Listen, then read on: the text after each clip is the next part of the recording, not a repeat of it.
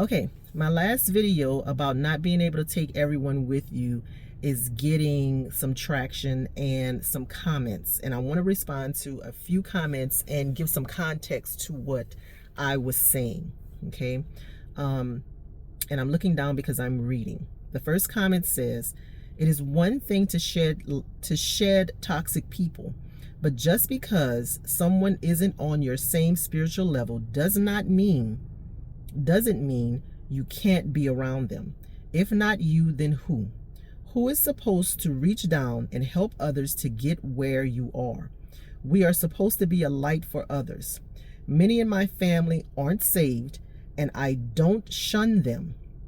I try to live my life as an example for them. I am not going to leave them behind. They have to choose their path. I shine a light on the one that will get them where they need." Maybe she means I shine a light on the things that will get them where they need to be. "For those already on that path, I do what I can to help them along the way." Okay, so in that video, I wasn't just talking about spiritually. I was talking about mentally. I was talking about emotionally, because newsflash, being saved does not make you further along in your spiritual journey than the next man. You may be, but being saved, and I'm going to use quotation marks, just means that in whatever religion you are in, you have decided that you are going to follow the rules and the regulations of that confined religion. Okay, this is what you have agreed to. And if you are in the Christian religion and you're saved, and that means that you have accepted the Lord Jesus Christ as your Savior, and that you are going to abide by the teachings of the Bible. Okay, and that's a whole nother conversation, because who are we to believe that a Buddhist monk who has dedicated his life to spirituality is not going to get the same favor that you get from deciding that you're saved? That's a whole nother conversation for a whole nother video. Another thing that was implied is levels. In the video, I talked about growth and elevation. Okay, and you mentioned reaching down to help others. Reaching down also implies, it kind of implies better than. And I don't want that video to make people think that being further along in your journey, in your spiritual journey, means that you're better than. It doesn't mean that you're better than, it just means that you're further along, right? They're not as far as you are, but it doesn't mean that we're better than. So let me give you some context as to what I mean, and why I'm not only speaking from a spiritual aspect, but I'm talking from a human aspect, being able to evolve mentally and emotionally as well. Let me give you an example. You as and I want to say this too, before I give my example, I love your altruistic way of thinking. Please don't lose that. Whatever you do, do not lose that. That is something that we need. It helps the collective. It helps us as a whole. Okay? Please don't lose that. That light that you have. We need that. So let me give you an example of what I mean. You as a spiritual being, right, who has grown and evolved, you have found your purpose, and you figured out that your purpose is to help young pregnant girls. Okay, and you have decided that you're going to do that by opening up a group home. and you have a good girlfriend, Sister Sophia, at the church. When God gave you the message, okay, that, hey, this is what I need you to do for me. And you, oh my God, I found my purpose. This is what I'm going to do here. This time, this go around on this earth. This is my purpose. You go and you tell Sister Sophia. Sister Sophia, she champions you. She is so excited. You know, she is egging you on. She tells you that I will do anything that you need. You just got to call. She your ride or die. She didn't roll with you to look for buildings. She didn't help you write a business plan. Sister Sophia is on it. You understand? And she loves you. She loves you so much, and she is so proud of you for finally figuring out what it is that you're going to contribute to this earth. This time, this go round on this earth as a human being. And you get to a point where you find a building. You find the funding. You've now let the pastor in on it. You've told the pastor what it is that you're going to do. And the pastor is so proud of you. He done said it in church. He got everybody giving you donations. Okay. And everything is going well. And now you have everything that you need, and it's time to open. And Sister Sophia has volunteered her services. Okay. And you're like, no, sis, I'm gonna give you a salary. Okay. I have enough to give you a little something. It's not much, but it's something, because you are a value to me. Well, you put Sister Sophia over the girls, the young impressionable girls in your group home. And Sister Sophia is telling the girls things like in the counseling sessions, in the talk sessions. Sister Sophia is telling these young impressionable girls who have had it hard in life at a very young age. They've been abused. They have come from places and saw things that a child that young should not have seen before. And sometimes they may have an attitude. Sometimes they may be hard-headed. But when they are, Sister Sophia is telling them things like, if you would have just kept your legs closed in the first place, you would not be in this situation.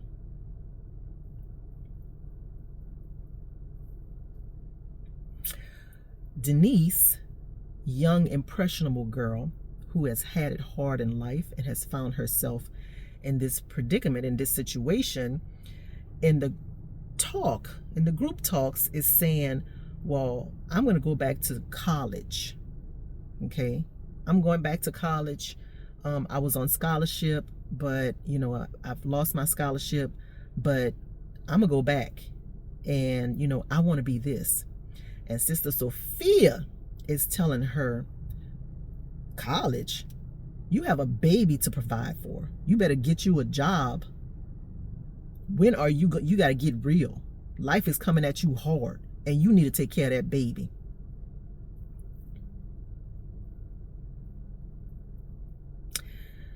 Sister Sophia cannot go with you, because the light that you have that is shining so brightly and that is supposed to be affecting the young women,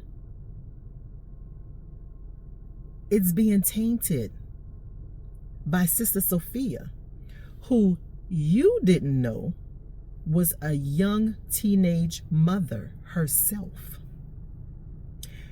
who got taken advantage of and groomed by an older man, and then got sent down south because her parents were ashamed of her.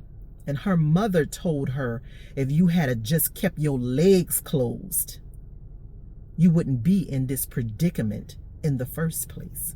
You see, Sister Sophia is saved too, but Sister Sophia has not healed her emotional trauma.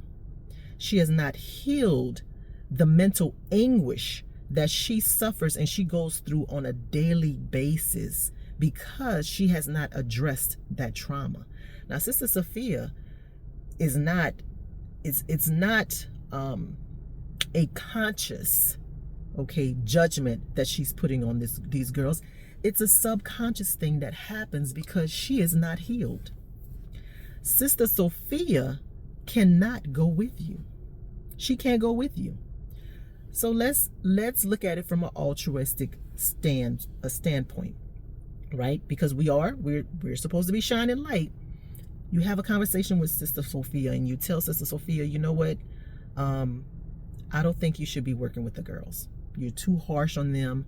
And yeah, that's not what I want to do. That's not the direction that I want to go in. And I think I'm going to put you, instead of working with the girls, I'm going to put you in operations. Okay, let's try it there. And Sister Sophia's like, well, okay. But secretly, because Sister Sophia is not healed, Sister Sophia is now angry with you. Because how dare you? Okay, I'm just giving them the tough love that they need. And you don't know what you're talking about. And how dare you? How dare you? Because subconsciously, she feels judged. Just like she felt judged by her mom. Sister Sophia is now in operations, operating angrily at you and everybody else because she's been triggered twice. She's been triggered by the young girls who were in the position that she was in. She's been triggered by you because she feels judged. You weren't judging her, but she's unhealed. So that's how she took it. So now Sister Sophia is in operations, actually sabotaging operations, and she don't even realize that she's doing it. Or maybe she does. Sister Sophia can't go with you. You're going to have to step away from Sister Sophia in love. But Sister Sophia cannot taint the thing that it is that God put you here to do. You can't allow that to happen. Sister Sophia cannot go with you. So do you understand what I'm saying, that you can't take everybody with you? I'm not saying that you can't be around people who are not mentally and emotionally in the place, and spiritually in the place that you are. But you can't be around them the same way that you were when you were at that certain place in your life. You can't. If you're saved, are you still in the corner at the family cookouts with Sharice gossiping? Are you? I'm just saying, you can't be with those people the same way that you were with them before. You can, but it's a hard thing to do because you think differently now. You walk differently. Your talk is even different. You can't take everybody with you. And that's what I mean by that. And I'll make a video about spirituality and what I mean, what it means to have spiritual ascension. Because I think our definition of having spiritual ascension is different. So I want to give you some more context into that too. So I'll make another video on that. Let's see. The next commenter says, aren't we supposed to try to bring them with us? What do I do if one of my own adult child, I cannot leave him behind? I need to see all of my children in heaven. Is that it? So lost. She's so lost. Okay. Let me start off by saying that I have an adult child too. And as parents, it's really hard for us to let go. That's a really hard thing to do. That's a hard thing to do. Especially when we see them making decisions that we already know it's not going to work out. I'm going to answer your comment by giving an example. This is a real example that I saw myself in my life. First, let me say this. Our children are like our stepchildren, okay? Our children belong to God.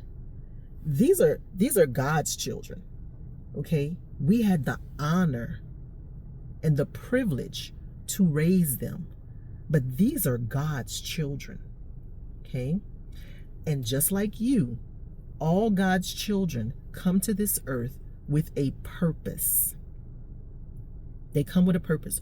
Your job as a parent is to clothe them, feed them, nurture them, teach them how to survive and function in this world as a spiritual being, having a human experience inside a human body on this earth. That is our job as parents. But those are God's children. All God's children come through us with a purpose, something that they're supposed to do at this time as human beings on this earth to serve all God's children. And they have to learn lessons and pick up tools on the way in order to serve in that purpose.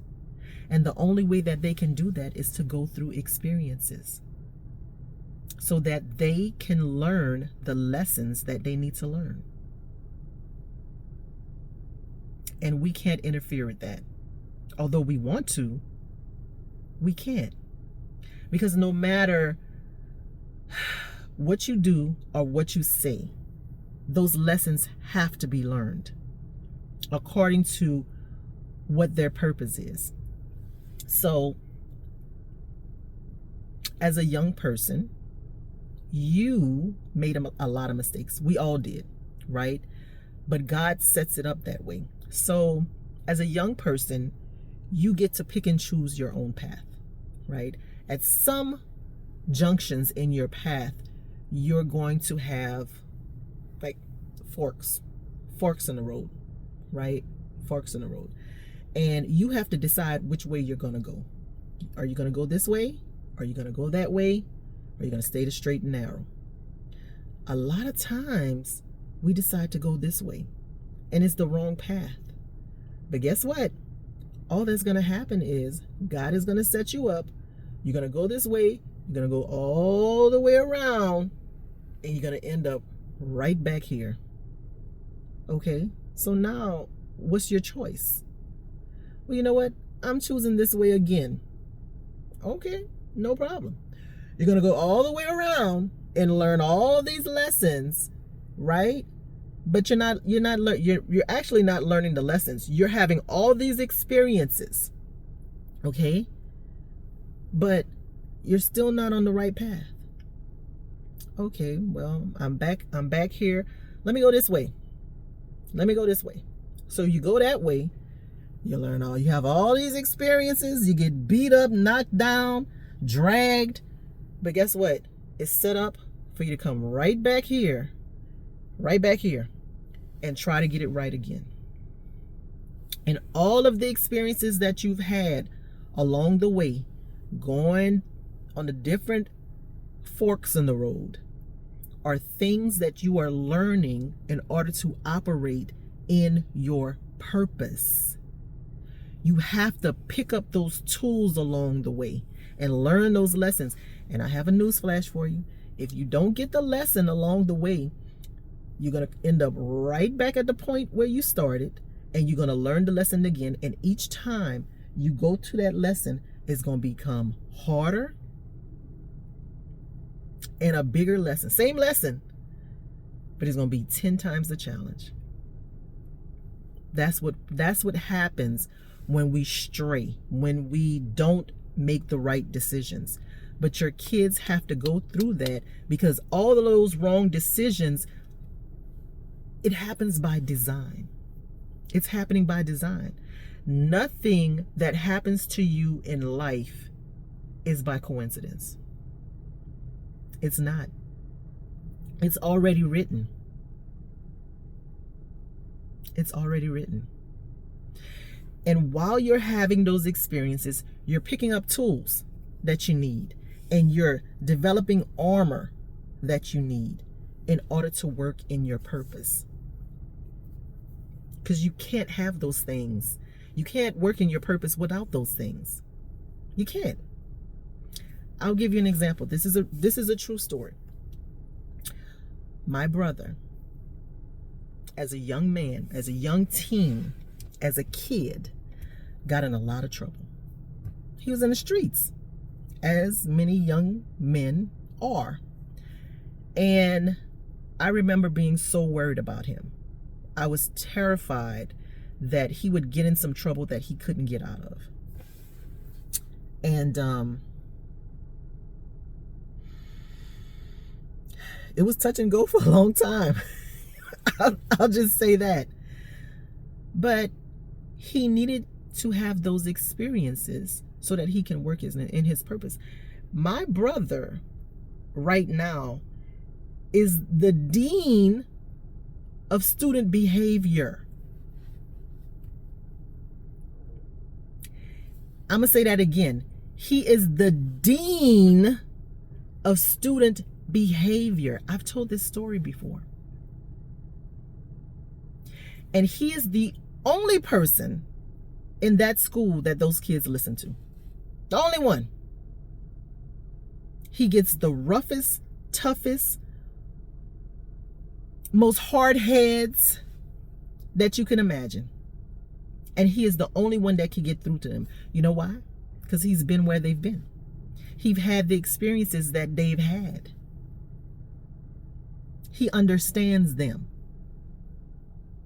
He had to have that in order to function in his calling and what God had him do at this particular time on earth. He had to have those experiences so that he can affect others. He could do God's work and affect plenty of God's children. He was just telling me the other day that he's had, I don't know how many young men who are grown now come up to him and say, man, you know, Mr. So-and-so, you know, that day when you came and you scooped me up, man, I was in a dark place. Man, I was about to do something really messed up. If you wouldn't have got me at that time, man, I don't know where I would be. Let me tell you what I'm doing now.